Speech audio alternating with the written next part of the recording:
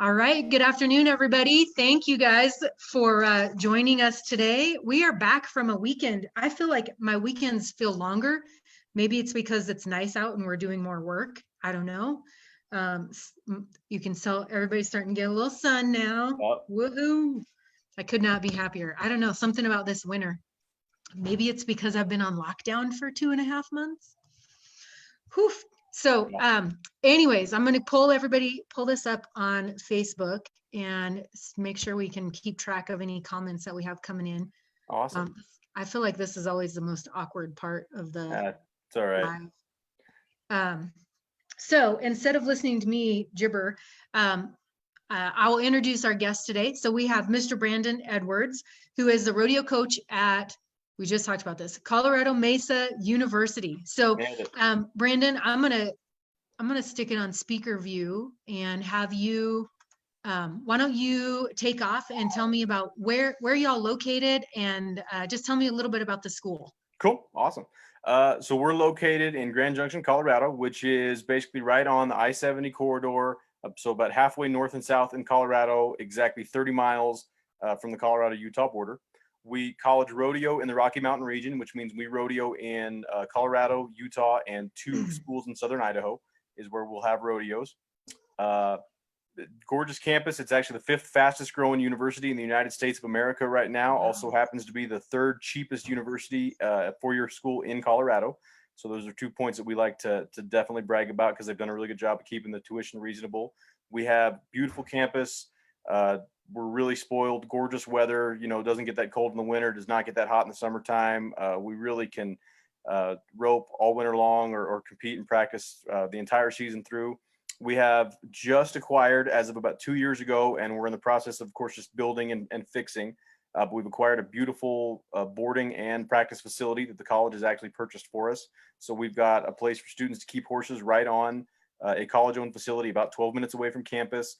There's somebody actually living at that facility as one of our academic advisors is constantly. So it's always got horses are being looked after and made sure there's always somebody there to observe them.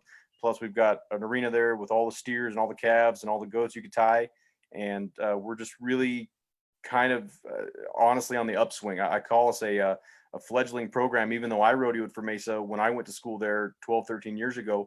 Now they've just elevated it to another level. The school has completely gotten behind it and some other agricultural based activities. And it's just growing like crazy. I think when I came in 2 years ago, we had 5 kids on the traveling team. As of next year, I'll have 16. And I think actually after that in 2021 in the fall should be up to about 21, 22. And we're starting to get a real great program base with some really high caliber, really high character kids. And we're just incredibly excited about it. Awesome. So thank you. You basically answered all of my questions, so we can just be done now. No, just kidding.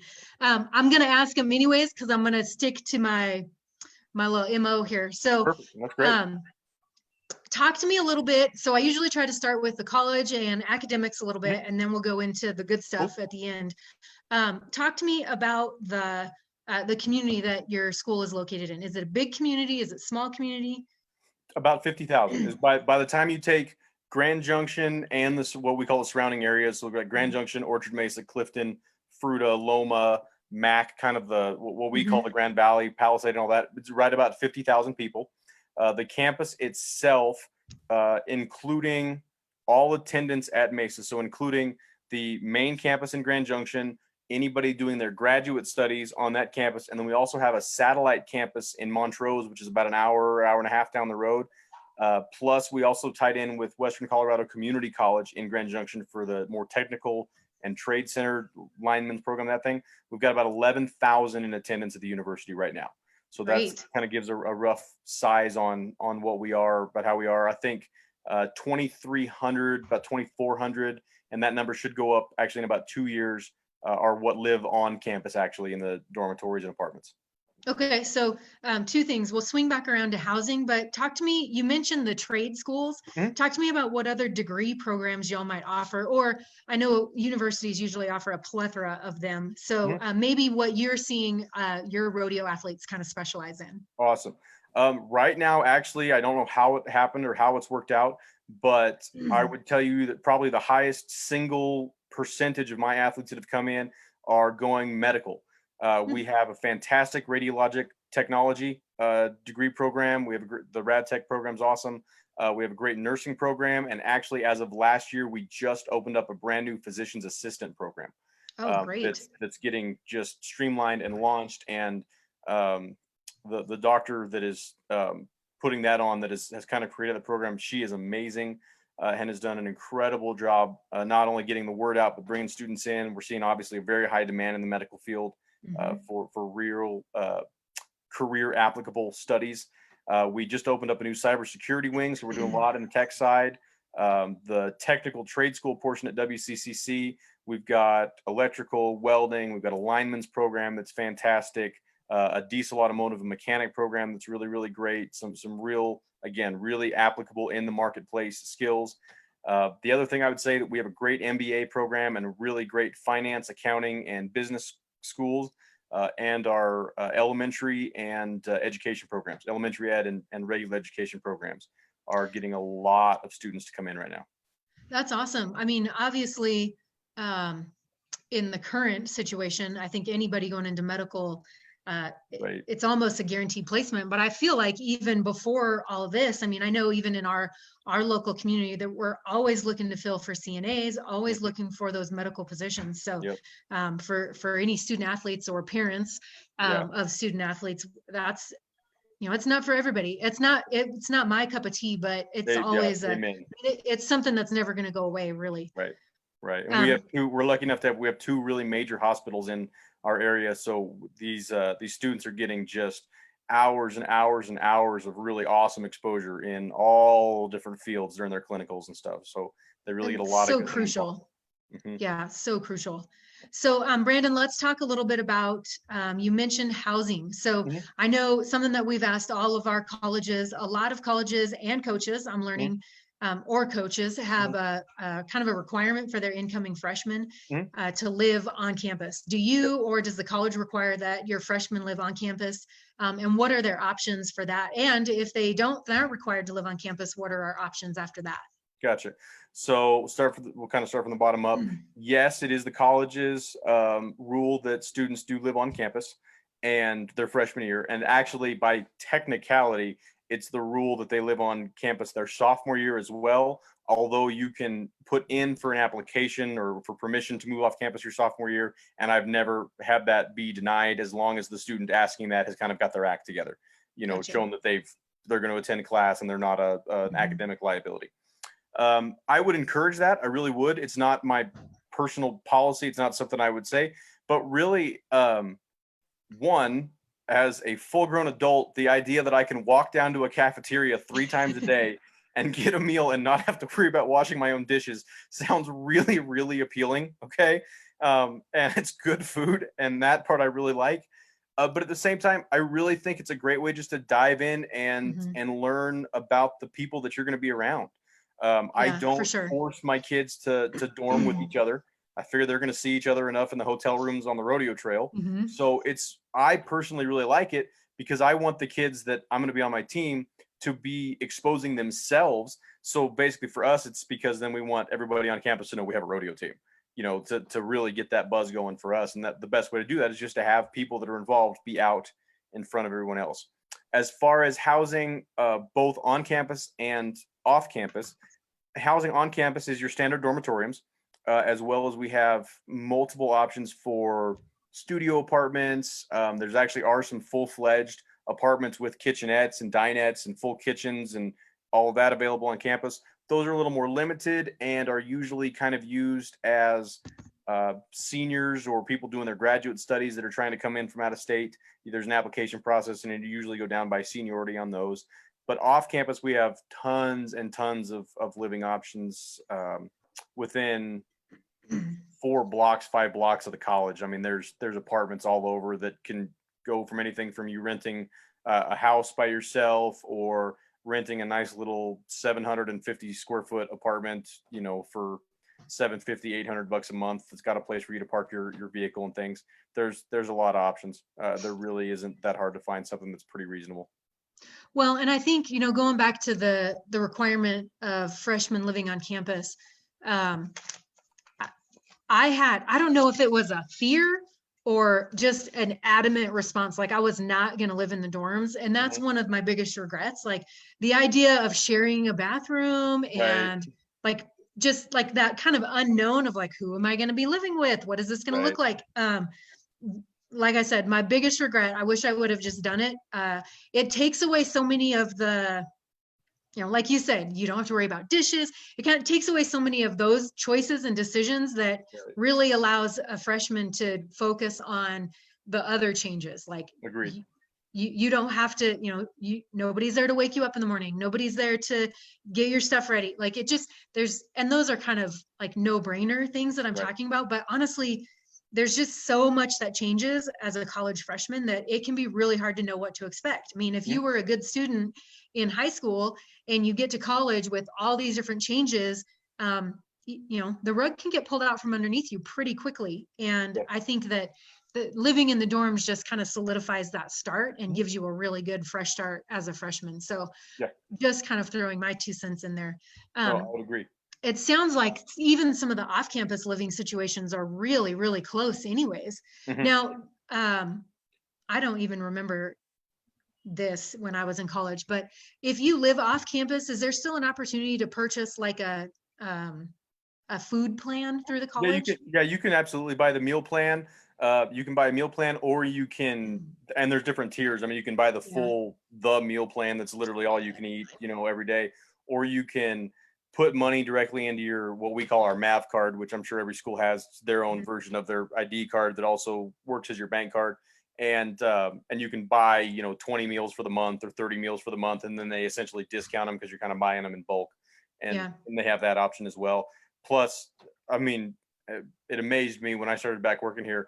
You can't walk into a building on a campus anymore that there's not some sort of a restaurant. I mean, we've got a Starbucks, an Einstein Bagels, a Jimmy John's, and a Chick-fil-A, as well as the normal cafeteria, and then a little grill and a little burrito place that Mhm. doesn't even have a name. You are never more than about 100 yards away from food at any given point. Listen, I miss that about college. I can tell you that. Well, I'm just gonna go over here and get whatever I want, Yep. more than what I need for sure. Yeah. Yep. So thank you very much. Thanks for all that information. Yeah. That's good information. We haven't actually talked about any of the kind of meal plans with our other colleges. Oh, So cool. um, let's talk a little bit about, we already talked, well, all right, let's talk about the good stuff. We already talked about everything else. So let's hit back on the rodeo program. Okay. So you already mentioned that you have a facility. So tell me just a little bit about the facility and maybe about where your students are boarding their horses. Okay. So the facility we've got is awesome. Like I said, it was recently purchased just about 2 years ago. It's got a house where one of our academic advisors lives on it. And so there's always somebody there. But I've got right now about 25 pens that range from some 10 by 15s, a few of them, to a bunch of 30 by 30 runs is actually what I'm building now. So that we've got some room. It's got a little pasture that we keep the calves on. It's all totaled. I think it's about 5.5, 6 acres. But plenty of parking for everybody's rigs. There is an indoor stall barn. We don't use those stalls a bunch because we mainly just don't want to have to keep them that clean, keep them for the goats. There's a 60 by 60 indoor arena that's good for loping your horses if you just need to keep one legged up when it's raining. But that's the only indoor part we have. Everything else is outdoor. Our arena is set up for timed events, team roping, and such. I don't have any buck and shoots yet at our rodeo facility, but we've got our fairgrounds is about 2 miles down the road, and I've got another facility about 8 miles down the road that lets us come to them, or we run up to another indoor facility about 45 minutes down the road in the wintertime, and actually usually like buddy up with another one of our colleges in our region and some other high school uh, rodeo clubs, and we do some bigger practices just because with the rough stock side, by the time you coordinate some pickup men and you got enough people on the gates and you want to have enough people there in case heaven forbid Mhm. something would go wrong, it's way easier to coordinate and do it in groups. Calf roping, as long as you got one guy running the chute and one guy roping, you're fine. But we try to do the rough stock in kind of in bulk, and it works Well, out and pretty well. I would say too that it gives those high school students kind of an advantage as well. Yeah, it's been nice. It really has. It's been really fun. We And really only had 2 rough stock riders on our college team, but it was great because we could get them as many reps as they wanted. Man, they rode a lot of horses this year. well, and I mean, I think too, it kind of provides, it gives you an opportunity to talk to your student athletes about how important mentorship is. Mhm. I mean, even as freshmen, even as sophomore, even as underclassmen, it's still an opportunity to provide some mentorship to someone younger than them that's kind of moving up in the ranks. And Mhm. I know for me, I've always enjoyed helping younger kids, and so I don't know, instilling that in them Mhm. at a younger age, I think is a really good benefit. Right. And it works both ways. The Mhm. mentorship on the younger kids is great because for multiple reasons. One, if you can teach something, then it means you actually know something. And so a lot of these kids, when they're trying to explain it, they come up with questions they hadn't asked yet. Right. It teaches you how to be, obviously, just like you said, a role model, somebody who's got enough class to then be able to look yourself in the mirror and go, okay, am I being the person that I would want this person to grow up to be? And thirdly, I like it on the other side because, again, it lets me have my rodeo athletes out exposed to the community in the Mhm. best possible light and in the best possible action. As a rodeo team, we're growing in town. I can't tell you how many times I walk into a business and I get the answer, "Oh man, I didn't know you guys had a rodeo team. That's cool." And you like roll your eyes because you're like, "Shoot, I'm not getting anywhere. I'm not Mhm. getting the word out." And then all of a sudden you go one place and go, "Hey, you know what? One of your kids helped my nephew or something the other day. That was really cool." And boom, right there, then all of a sudden you've got somebody that knows you're in existence and who is even just at least going to talk your program up to other members in the community. And that might be an automatic ticket that you just sold to when you have your college rodeo in your town. It Yep. all ties in together so much about just how you can have some of these athletes with class out in front, interacting, teaching, learning, not being afraid to say yes, sir, and thank you. Heaven forbid we teach kids to say that anymore. So yeah, no, I'm real big on trying to get them to be real active. Yes. Apparently, thank yous are real hard for kids. I'll Yeah, Little kids. I mean, that I got 4 running around here that we're working on. So, I got um, 2, so you're good. yeah. So I do have, so there's one gal that has tuned into every live that we've had. I think she That's missed one awesome. because she had to work cows. Um, Nice. there is some work going on. So Elena asks every time. She didn't ask today, but she's going to ask. I know she Perfect. will. Do Awesome. y'all have environmental studies? Uh, I'd have to make sure I've got the right one. We've got a really great program that runs through our DOW for like a DOW prep that does mostly water and range management. And Okay. I think there's a third in there that is a true environmental studies, but Okay. tell her I will look that up and I will try to Okay. send a link to that major to you. Perfect. And then we have one more question. When you're recruiting, do you prefer your student athletes do all of the events, or can a potential recruit specialize in one? That's got to be their choice. I my biggest thing is I'm going to treat you like an adult until you're not. So if you wanted to specialize in one event and you focus because that's how you think you're going to do the best work, then do it. The only place sometimes that gets a little convoluted and maybe probably at this point most of your listeners know this, but college rodeo, when you look at our websites and you see how the teams are ranked regionally in college rodeos, those team rankings are based on points off of only 10 students that each coach gets to put forward. So they have the 6 on the men's team and 4 on the women's team. And obviously all of the individualized past that point that one a rodeo can. We do, it's basically, I call it fantasy football because we're trying to pick the 6 and the 4. So when we're picking kids for the points team, there's a good opportunity that we're probably going to put kids on there that do more than one event because then I've got more chances at points individualizing that weekend than just one person going for one event. But at the same time, for me to send a kid to nationals, we all know how hard it is to win the all around. So, if you're really feeling like you can specialize in one event because you can elevate that event to where you're competing on a national level, well, then go for it. Absolutely. Take all the time you need and spend on that event. If you're doing it because it's a cop out, because you don't want to work, you want to work half as hard as you've been working. So you think you can eliminate half of your events and you're going to work half as hard. I don't play that game. But that's going to be mostly based on the individual student. Mhm. And I would add too, just to change that, you don't have to be a point earner on the team to qualify. You can qualify as an Absolutely. individual. That's So very cool. there's a couple different ways to go about it. Now, I know a couple of each rodeo program that I attended was a little different. If you were on the point earning team, then maybe there were some extra bennies that you got. Maybe you got your fuel paid for, or stuff like that. Does that ring true for you as well? Right at the moment, no. Okay. And the only reason being is actually because Colorado Mesa, with the fact that they've turned this fledgling program and they're trying to grow it. Right now, they're actually paying above and beyond what most places I have ever been around pay. The cost for boarding your horses at our facility is minimal. It's like $25 a month, and you have to bring your own hay. So it's very, very small cost. And then as of this year, we actually pay for 100% of your fuel and 100% of your hotels when you're going to a college rodeo for us. And that's how Nice. it's been for the last couple of years. And we don't have any plans on changing that up until the point that maybe at some point, if I get 25 to 30 plus students, then yeah, we might have to just narrow it down a little bit and use it as a benefit. But for right now, every kid that buys their NIRA card and goes to the rodeos with us, we pay their fuel and we pay their hotels, as long as they're willing to kind of combine in with other ones of our students so that we get Right. a reasonable number of rigs on the road. Yeah, perfect. So as far as coming back this fall, do you have scholarships available? Are you complete with your team? And kind of talk about that if there's any options for people that are watching right now. Yeah, definitely still some options.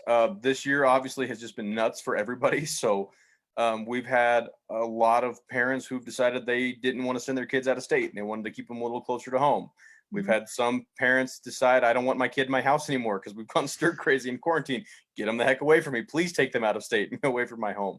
But no, we do have some opportunities still left for kids to be on the team. A good portion of our scholarships of what we have is already committed this year. But Mhm. like I said, there's definitely opportunities, and a lot of that is based on the student. Our school really looks at performance. So even if you come in as a freshman not getting a scholarship, if you rise to the occasion, qualify for nationals, regional champion, or a placer at nationals, the school has definitely stepped up and said, okay, we're going to reward that performance. Great. It sounds like your college has really, I guess, embraced the program. So it's good to see. I'll be excited to watch and how the program grows over the next couple of years. Yeah, me too. It's been really awesome. If you would have told me 5 years ago that a 4-year university would have said, hey, we want to get back to having agricultural based classes in a rodeo program, I'd have laughed at you. I'd have told you there's no way that that's going to happen. That's just not the Mhm. trend. And yet here we are. And so definitely counting ourselves as incredibly lucky and incredibly blessed to go that direction. Great. Well, is there anything else that you want to make sure everybody knows about your program, or anything you want to add? Just that I think we're definitely looking for, like I said, really high character kids. And the one thing that I would just throw in as a caveat that I have told every student that I talk to on the recruiting basis, and this does not just apply to my school, it's everywhere. You need to have yourself a timeline when you're going through the college selection process. Figure out, even if you're going to narrow it down to the top 3 or 4 schools, you need to apply to those schools. And then you need to spend some real honest to goodness time applying for scholarships, Mhm. because there is so much money out there on the table to be had. I know a lot of kids ask the question, do you give rodeo scholarships? And a lot of schools do. But a lot of Mhm. schools are going to say, yes, I give out a rodeo scholarship and give you $250. That's Mhm. not a scholarship. That's a coupon, right? I mean, that doesn't really cut into a lot of the cost. But if you'll spend 30 hours writing some essays, doing some research, and you end up with a couple $1,000s in scholarships from based on your major, based on your academic prowess, you do the math. That's the greatest part-time job you're going to be able to give yourself through your senior year and the summer in between. And then it also gives you a real basis financially to give yourself an honest to goodness, apples to apples comparison about the schools that you're going to. Yes, I brag on our school because it's very reasonable tuition, and with it growing so fast, they are throwing money at students with Mhm. academics that have the ability there. If you want to come to our school and you're from Colorado, if you have a 3.7 and I believe a 28 on your ACTs, it is an automatic guaranteed full ride academic tuition for a 4-year in-state degree. And so there's students that don't realize that there's really that much money on the table, that you could go to school and make an incredible dent financially in your program. So don't be so hung up on being able to say, I want a $250 rodeo scholarship so I can post it on Instagram. Really look at what the numbers are giving you and just take that time initially, because there are so many opportunities out there to make this affordable. There really are. And I would just Absolutely. encourage you, no matter what school you go to take that opportunity. Absolutely. So I have a weird connection. Yeah. Oh, whoops. There's life for you. Oh, it's probably expired warranty. So I got tagged on a post on Facebook. Okay. And about a couple that was moving from Colorado to Wyoming. Okay. And they were looking for somewhere to board their horses. So long story short, we actually ended up representing them, helping them find a house here in Wyoming. So she is watching live this video, graduated from Colorado Mesa. Oh, cool. So, and she says, yes, they do have environmental studies. Oh, thank you. Yes, there you go. So there's environmental studies, geology, environmental geology, land management, and various biologies. So there we go. Somebody showed up more prepared than I did. That's really good. I think that might be her area of expertise. So that's thank fine. you. I'll hire her as a consultant. That's awesome. Yeah. So thank you, Sadie, for tuning in. Let's see. I think that's it. I want to check my other live comments, see if there's anything else coming in. But so I want to thank you before we sign off. Thank you so much for your time. I know we kind of bounced around a little bit. I'm glad we could end up making it work. And thank you, everybody that has joined us live. I'm always appreciative that there's other people kind of out there finding interest in what we're doing and what the information that we're able to provide. And I want to remind everyone, I feel like a broken record, but I say this every time. If you have any questions, feel free to post them in the comments. If you're rewatching, post them in the comments. I'm always watching to make sure that we're getting everybody's questions answered. Really, the goal is to make sure that we're still creating those recruiting opportunities for students that weren't able to be recruited at spring rodeos, for coaches that weren't able to go where they normally would go. And I would also ask if there is a coach or a college that you really want some information from, shoot me a message. I will do my best. I know there's one or two that I've reached out to, and we've got them on the calendar. So just as long as there is interest, then I will continue to schedule these. I will let everybody know today that this will be our last full week of interviews. After this week, I'm going to cut back down to once a week, and we'll do it every Monday. Mainly because it's summer. There's 4 kids in my house, and it's starting to get a little crazy. And also, you know, it's summer, so I got to enjoy some time with my kiddos. And I have a quick kind of special announcement. There will be some promotion coming out this afternoon. I'm gonna change it up a little bit next week, and we're actually gonna do kind of a state of rodeo as a whole. Cool. Mr. Boyd Paul Hamus is gonna join us on the broadcast. Yeah, so if you are not familiar, I met Boyd, worked with Boyd here at the CNFR for the past several years. And actually Boyd was the general manager of production at the NFR this last year, and is NFR announcer of the year. I don't even know how many times, but he's really got kind of a pulse on the industry as a whole. So we're going to have a good conversation with him next Monday.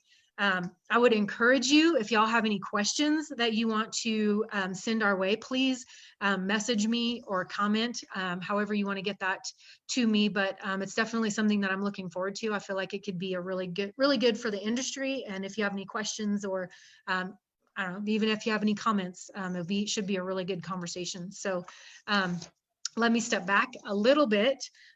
We do have 2 more colleges that we're going to interview this week. So on Wednesday, we're going to talk to Christy Broderick from Southeastern Oklahoma State University. And then we will wrap up our week. We're going to head up to the Big Sky region and speak to Shaylee Hance, who is the coach at Dawson Community College. That was a mouthful. And we are not done with colleges. The week after we have our talk with Boyd, we're going to come back to the Central Rocky Mountain region and talk to another Wyoming college, Central Wyoming Community College, and talk to Drew Schrock. That was a special request. So I know we have one student athlete looking for some answers there. So again, I want to thank you guys very much for tuning in. And Brandon, thank you so much. I appreciate your time. Yeah, no, thank you guys very much for having us, and thank you just for creating this avenue for people to get more information on. I mean, the fact that we can spread this out. I know there's a lot of questions surrounding just what it means to go to college, what it means to start the application process. And I really appreciate you guys taking the time to make that accessible. Yes, well, I appreciate everybody's participation. Obviously, it wouldn't be possible without the interest of the coaches. So, all right, we'll get wrapped up. Thank you guys so much, and y'all have a good Monday. Awesome. You too. Thanks.